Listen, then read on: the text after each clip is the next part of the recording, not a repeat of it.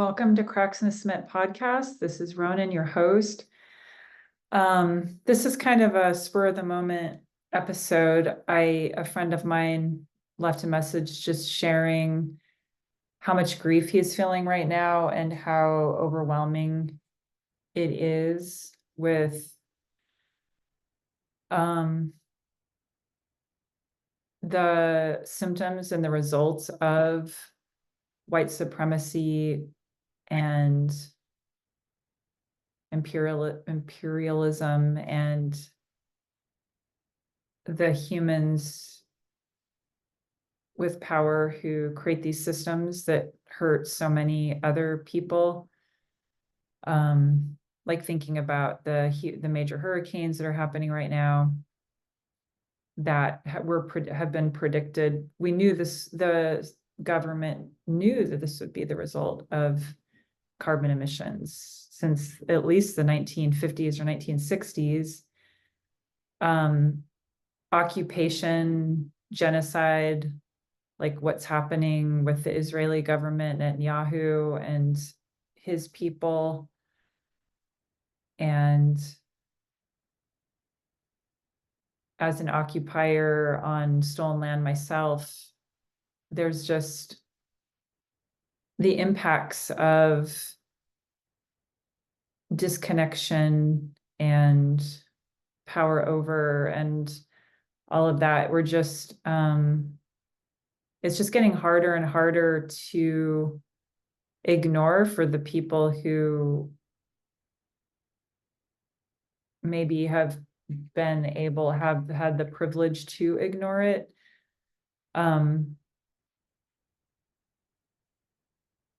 A lot of things just seem like they're coming to a head, you know? And so I guess, first of all, I just want to give a shout out and honor the folks who do feel so deeply and so strongly, and that serves a purpose. And the thing I wanted to talk about is, as we step into this, well, and the election we have going on, and who knows, it feels pretty guaranteed that the next, or with climate change, I mean, and with migration and loss of land where we can grow food. And this has been happening to, there are island nations where there's salt water now, and they have not contributed to carbon emissions. And so this is actively happening to people. There are climate change refugees now and have been for years. So I don't want to act like it's in the future. And then same thing with, the genocide. That's something happening, now, is being kept in place here where I am right now on this Kalapuya land with me as a participant. So I don't want to act like it's something in the future, but with climate change, it's just going to impact more and more and more of us, right? And it's going to make people more stressed out.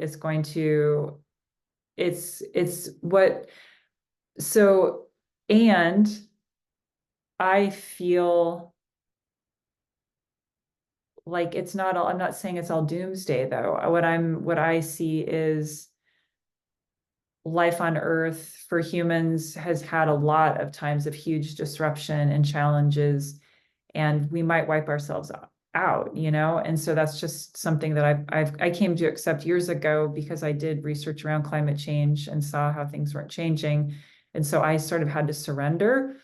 And same thing with like racism, white supremacy culture. It's something that it's such a monster thing to try to change direction. And there's so many ways that there's resistance in humans because of, that which can't be seen or doesn't impact us. If it doesn't impact us right here, right now, and even when it does, humans can dig their heels even deeper in denying climate change, which is interesting. There's so much psychology involved in it.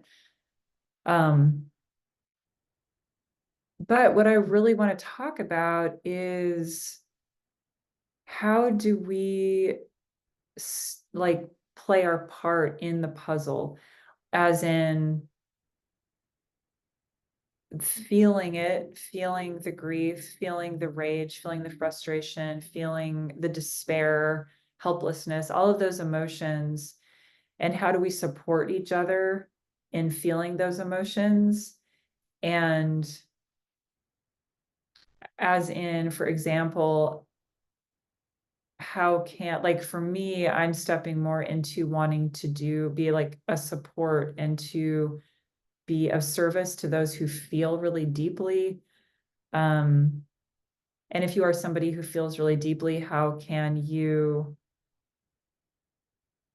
ask for the help you need to be held in community or with family, to find people who don't leave you feeling gaslighted for the emotions that you're feeling around things.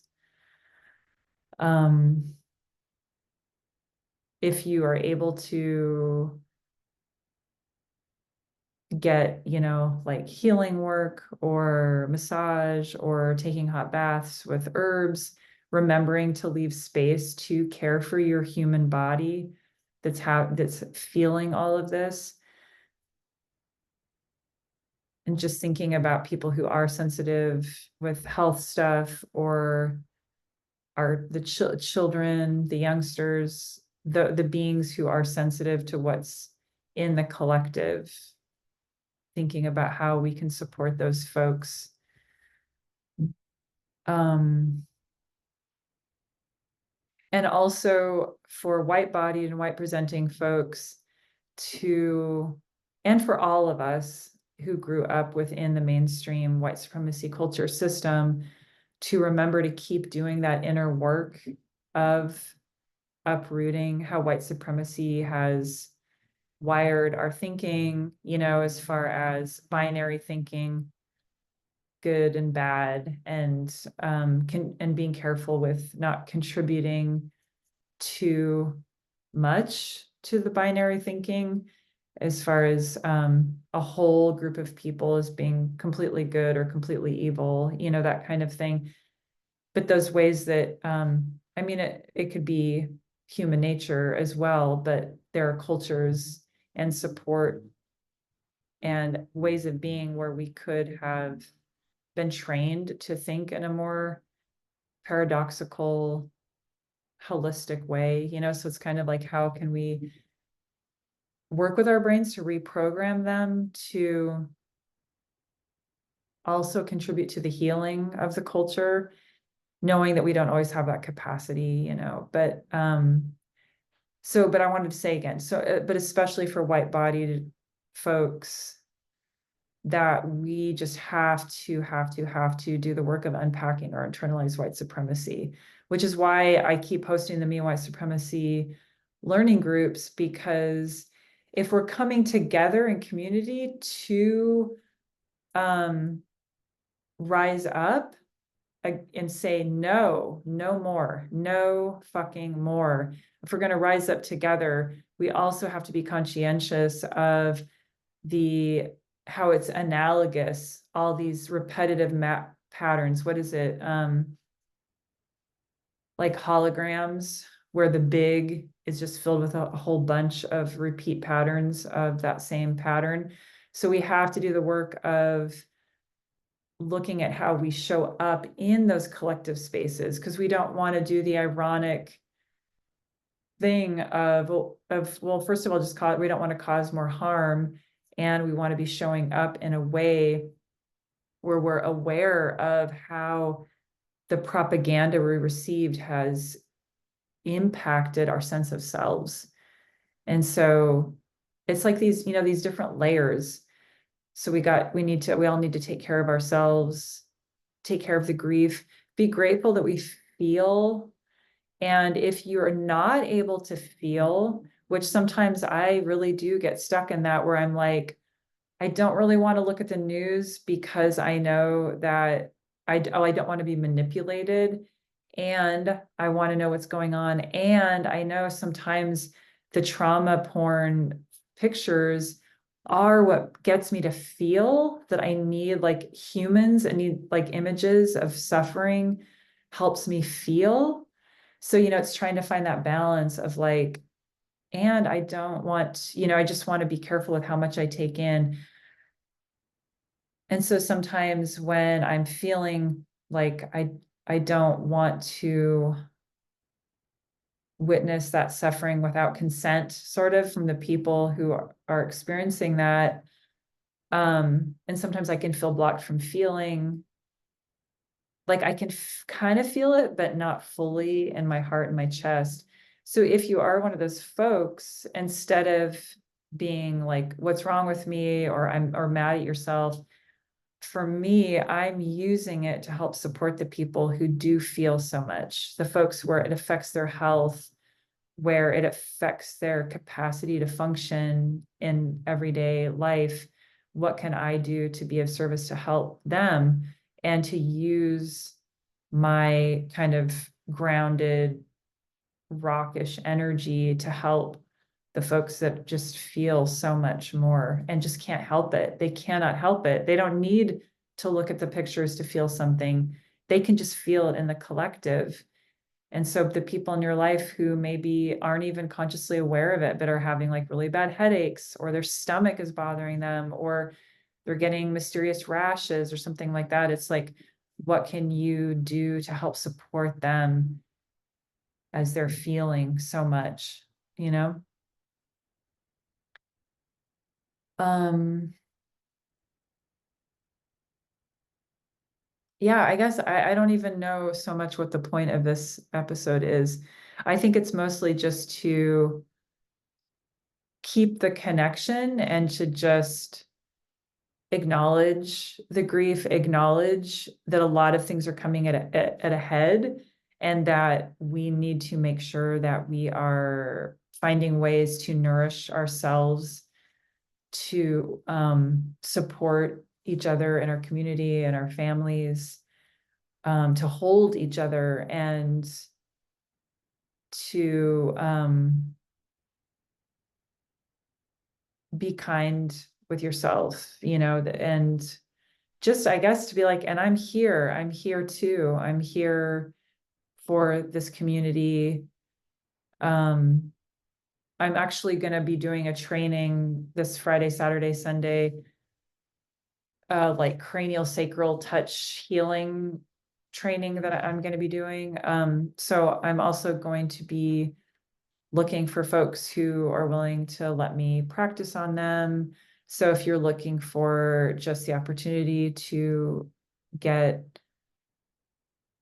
um, some love, some energetic love, uh, you can email me. Anyway, I'm just sending lots of love out to y'all. And yeah, just sending love out to humanity, like just everybody, even the people who we see as being like the bad guys, that I just hope and pray that something breaks through the crud that's blocking their hearts.